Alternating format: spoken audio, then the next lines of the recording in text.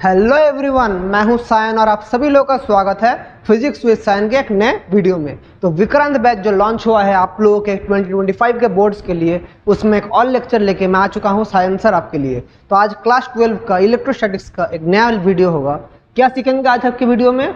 आज की वीडियो हम लोग सीखेंगे एरिया वेक्टर के बारे में, फिर हम लोग सीखेंगे इलेक्ट्रिक फ्लक्स के बारे में, फिर उसके बाद हम लोग Gauss theorem, very important topic, very important. इसके बाद हम लोग गॉस थ्योरम सीखेंगे।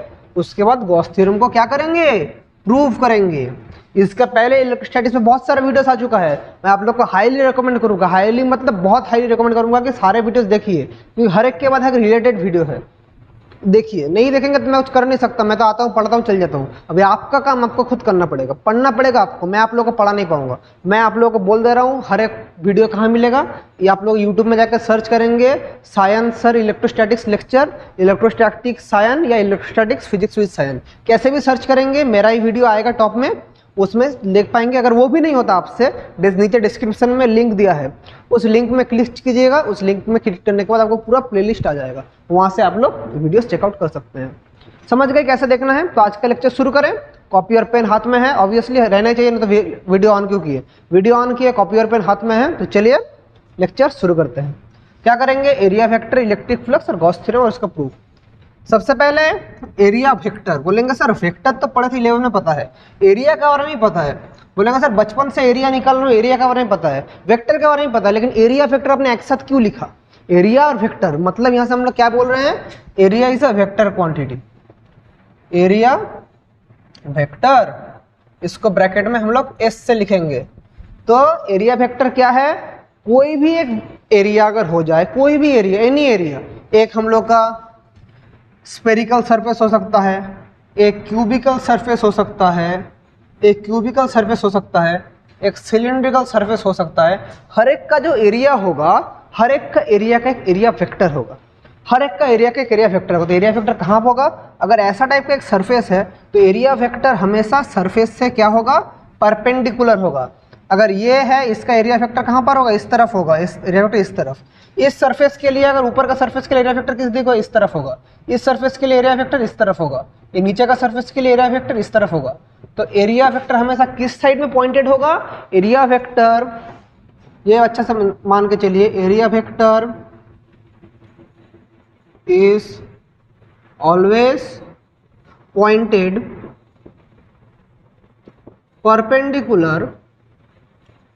perpendicular to the surface।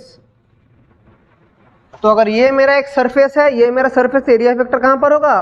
Perpendicular. अगर इस सरफेस के लिए एरिया वेक्टर किस तरफ होगा? परपेंडिकुलर, नीचे की तरफ। समझ पा रहे हैं? ऊपर की तरफ, नीचे की तरफ, किसी भी डायरेक्शन में एरिया वेक्टर हो, किस तरफ डायरेक्शन होगा? Perpendicular to the surface.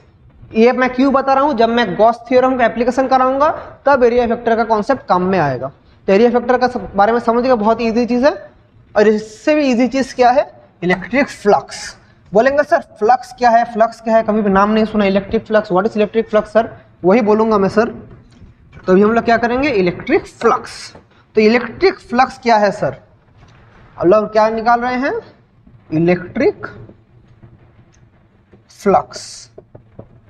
इसको हम लोग फाई के सिंबल से डिनोट करते हैं। क्या सिंबल? इलेक्ट्रिक फ्लक्स हम लोग फाई सिंबल से डिनोट करते हैं। इलेक्ट्रिक फ्लक्स, इसका मैं पहले डेफिनेशन लिख देता हूं, फिर मैं समझाऊंगा। बहुत ही इजी चीज है। इसका डेफिनेशन क्या है? The number of electric field lines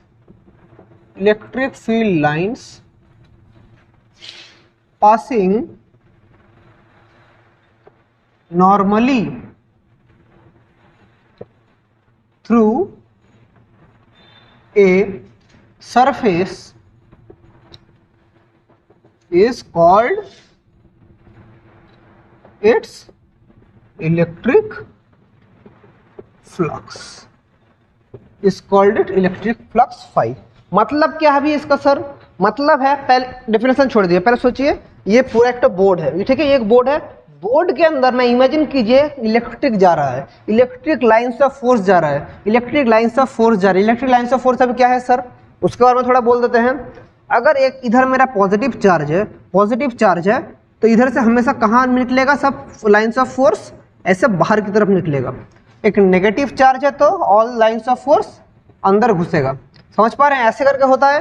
तो अगर पॉजिटिव और नेगेटिव अगर एक साथ रहता है तो मेरा डायग्राम क्या होता है, देखिए अगर यहाँ पर एक तो पॉजिटिव चार्ज है, यहाँ पर एक पॉजिटिव चार्ज है, नेगेटिव चार्ज है, तो यहाँ से इलेक्ट्रिक लाइंस ऑफ फोर्स निकल के पॉजिटिव टू नेगेटिव में जाता है, ये आप सभी लोगों को पता है। और एक भी लाइन इंटरसेक्ट नहीं होगा, पॉजिटिव से कहाँ जाएगा, नेगेटिव में जाएगा, पॉजिटिव से कहाँ जाएगा, नेगेटिव में जाएगा, एक भी लाइन इंटरसेक्ट नहीं होगा। These are called, what are this, these are called electrical lines of force. ये सब क्या है, इलेक्ट्रिकल लाइंस ऑफ फोर्स है। अभी ये क्या है और ये क्या है, ये इलेक्ट्रिकल लाइंस ऑफ फोर्स मतलब ये आंखों से दिखाई नहीं जा सकता, ये imaginary electric lines of force है, मतलब हम इधर फील कर सकते हैं इलेक्ट्रिक लाइंस ऑफ फोर्स है। लेकिन ये जितना number of electric lines of force होगा, जितना number of electric lines of force होगा एक सरफेस से परपेंडिकुलरली जो पास करेगा, एक सरफेस से जितना number of electric lines of force pass करेगा उसी को हम लोग बोलेंगे इलेक्ट्रिक फ्लक्स। मतलब ये बोर्ड है, अगर ये बोर्ड एक सरफेस है, इससे ऐसे करके इलेक्ट्रिक लाइंस ऑफ फोर्स पास हो रहा है, एक बोर्ड से ऐसा करके इलेक्ट्रिक लाइंस ऑफ फोर्स पास हो रहा है, इसके अंदर घुस जा रहा है इलेक्ट्रिक लाइंस ऑफ फोर्स, तो जितना इलेक्ट्रिक लाइंस ऑफ फोर्स इसके अंदर घुसेगा वही क्या है, इसका इलेक्ट्रिक फ्लक्स। समझे, आइडिया समझे, जितना इलेक्ट्रिक लाइंस ऑफ फोर्स इसका अंदर घुसेगा वो क्या है, उसका इलेक्ट्रिक फ्लक्स। अच्छा से दिमाग में घुसा लीजिए, गॉट इट, इलेक्ट्रिक फ्लक्स। तो अभी इसका हम लोग क्या करेंगे, एक्सप्रेशन निकालेंगे।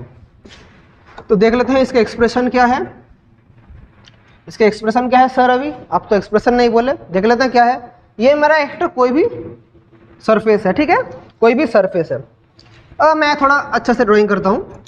ये मेरा एक तो सरफेस है, अगर मैं यहाँ पर एक सरफेस में मैं एक छोटा पोर्शन ले रहा हूँ, छोटा पोर्शन जिसका एरिया क्या है, ds, एरिया है ds, तो एरिया वेक्टर किस तरफ पॉइंट करेगा सर, एरिया वेक्टर इस सरफेस से हर समय परपेंडिकुलर रहेगा, तो ये है मेरा एरिया वेक्टर का direction.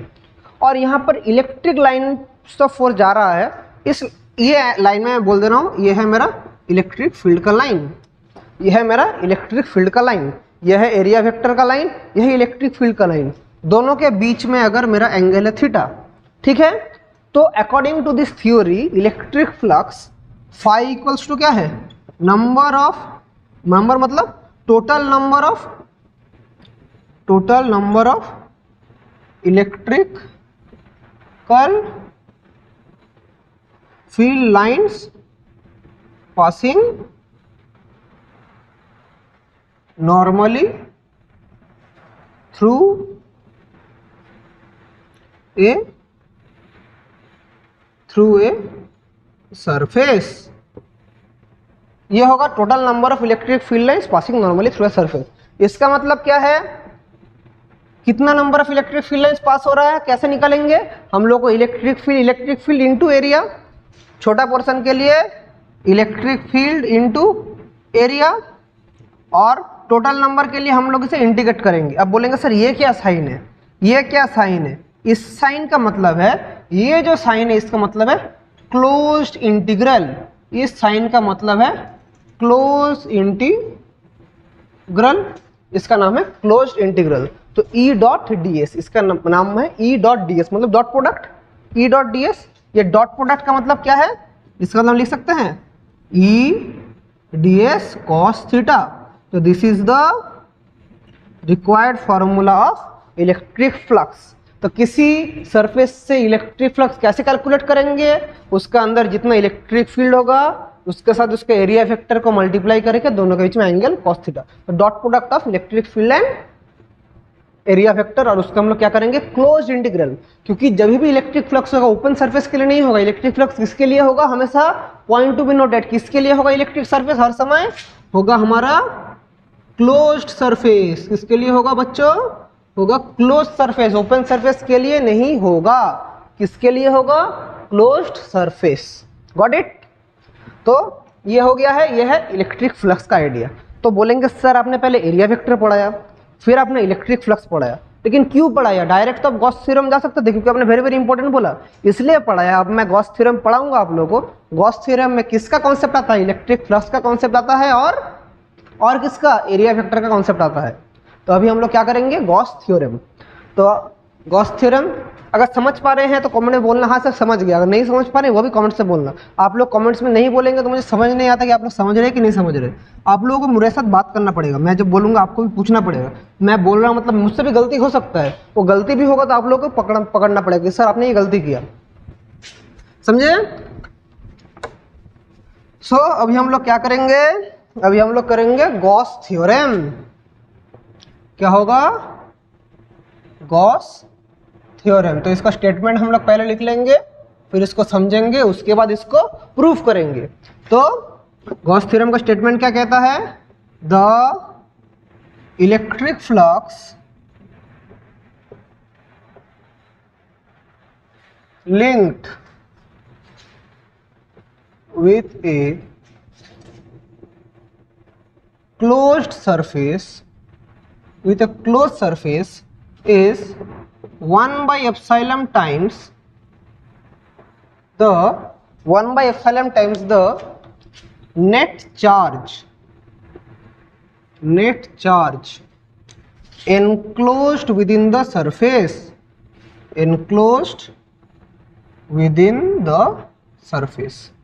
1 by epsilon naught of the net charge enclosed within the surface। मैं पढ़ देता हूँ फिर आप लोगों को समझाऊंगा।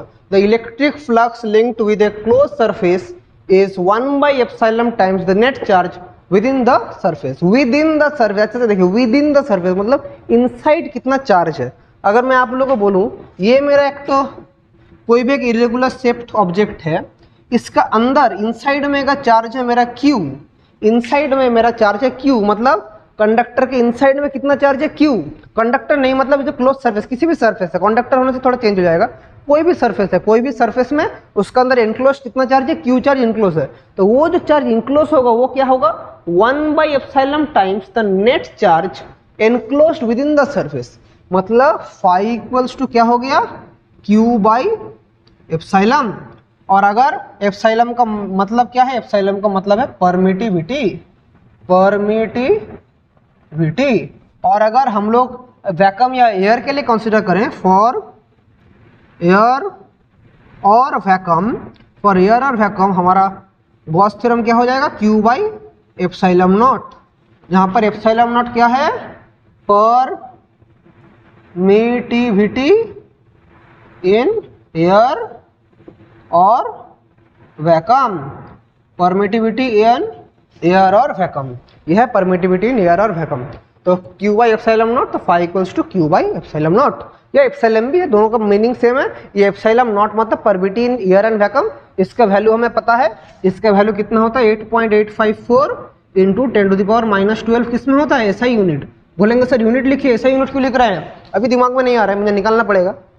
मैं ऑनेस्टली बोल ही देता हूँ, ये सब तो मैं रट्टा मार के नहीं रखता, यूनिट में अभी निकालने से निकाल हो जाएगा। आप लोगों को मैंने ये जो इलेक्ट्रोस्टैटिक्स का फर्स्ट लेक्चर था उधर मैंने आप लोगों को सिखाया था कैसे इसके यूनिट्स निकालते हैं। तो कमेंट्स में ये कर सकते हैं कि सर आपको नहीं पता, आपने सही यूनिट लिख दिया, लेकिन समझ ही पा रहे हैं, बड़े बड़े शहरों में छोटी छोटी गलती होती रहता है। तो यह है गॉस थ्योरम। अभी हम लोग गॉस थ्योरम को प्रूव करेंगे, लेकिन प्रूव करने से पहले ultimate form of Gauss theorem ये नहीं है। अभी थोड़ी देर पहले मैंने इलेक्ट्रिक फ्लक्स का एक फॉर्मूला निकाला था, तो मेरा गॉस थ्योरम क्या होगा? हमें क्या पता? Electric flux equals to close integration of electric field and area vector equals to Q by epsilon naught. This is the ultimate form of Gauss theorem. समझ गए? दिमाग में घुस गया, स्टोर हो गया दिमाग में, वेरी गुड। अभी हम लोग गॉस थ्योरम को प्रूव करेंगे।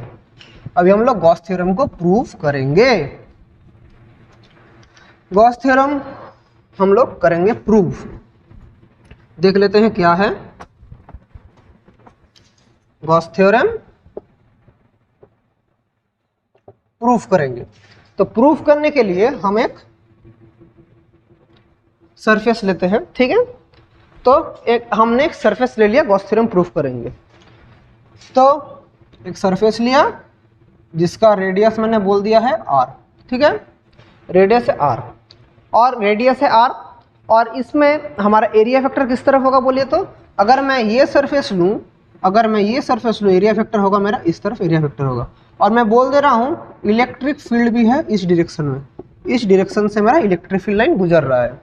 तो हमें अगर यहाँ से नेट फ्लक्स निकालना है, सो नेट फ्लक्स तो क्या होगा, phi equals to close integration of E dot D s, close integration of E dot D s, इसका मतलब क्या होगा, close integration E d S cos theta. अभी थीटा क्या है देखिए, ई जिस तरफ है डी एस भी उस तरफ, तो दोनों के बीच में एंगल कितना है, दोनों के बीच में थीटा कितना है 0 डिग्री, क्योंकि दोनों पैरेलल लाइन से मतलब सेम डायरेक्शन में, सेम डायरेक्शन में होने से कितना एंगल होता है 0 degree.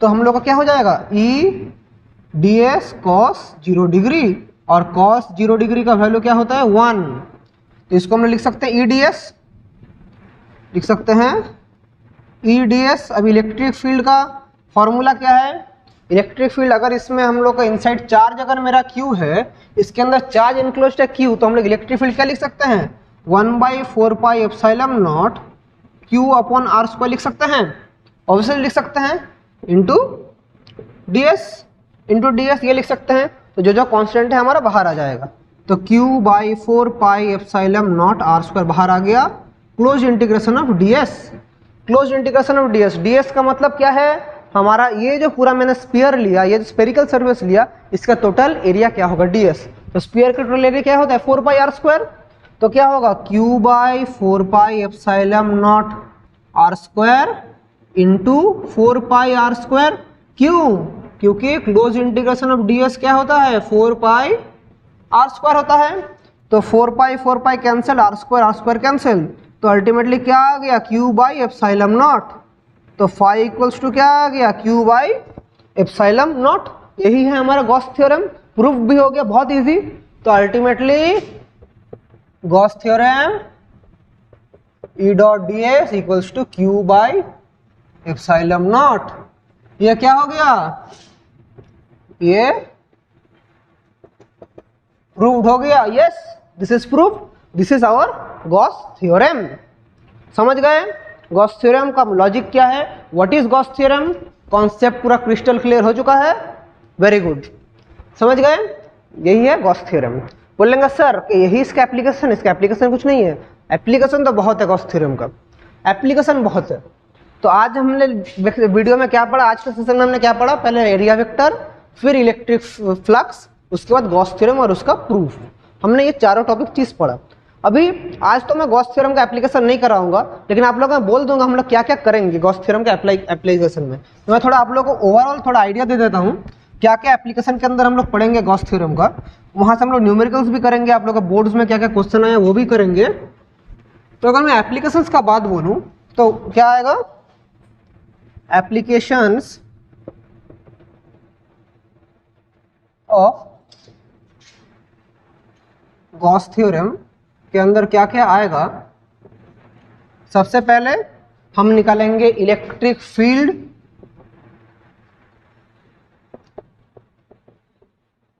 Due to a point charge, और फील्ड निकालने से हम लोग उसके साथ पैरेलली क्या निकालेंगे पोटेंशियल, क्योंकि दोनों में एक साथ ही पढ़ रहा हूँ, फील्ड और पोटेंशियल एक साथ ही हम लोग करेंगे। उसके बाद हम लोग निकालेंगे electric field due to a spherical, due to क्या, एक स्पेरिकल क्या, spherical shell, due to a spherical shell, ठीक है, गॉट इट। उसके बाद third electric field due to, electric field पहले मैंने क्या पॉइंट चार्ज, फिर स्पेरिकल सेल, उसके बाद हम क्या करेंगे, उसके बाद करेंगे एक लैमिना या sheet, due to a sheet और लैमिना। उसके बाद क्या करेंगे, electric field due to a क्या लाइन चार्ज, मतलब due to a long infinite wire, due to a long infinite wire. इन सब चीजों का एप्लीकेशन हम लोग करेंगे आने वाले वीडियोस के अंदर, बहुत ही इंपॉर्टेंट है। और यहाँ से आपके बोर्ड्स में हर समय कोई ना कोई इन चारों में से एक आता है प्रूव करने के लिए। फील्ड मतलब ही मैं पोटेंशियल भी साथ ही साथ कराऊंगा। तो चलिए आज का सेशन शायद थोड़ा छोटा हो गया, लेकिन आपके लिए अच्छा है। मैं जो जो थोड़ा थोड़ा टॉपिक बना के आप लोग को वीडियो छोड़ रहा हूँ, आप लोग को छोटा छोटा पढ़ेंगे, फिर आप लोग को छोटा छोटा दिमाग में घुसेगा। तो आज का सेशन हम लोग यहीं एंड करते हैं। इसके साथ अगर कुछ भी डाउट्स रहता है, कुछ भी कन्फ्यूजन रहता है, तो आप लोग को पता है, आप लोग कमेंट्स करके पूछ सकते हैं। तो हमारा टेलीग्राम का चैनल है, वहाँ जाके भी आप लोग पूछ सकते हैं। अगर वहाँ भी नहीं हुआ, मेरा इंस्टाग्राम ID है, मुझे ईमेल करके भी आप लोग अपना डाउट्स भेज सकते हैं। तो चलिए इसी के साथ आज का सेशन यही एंड करते हैं। Wishing you all the very best and thank you.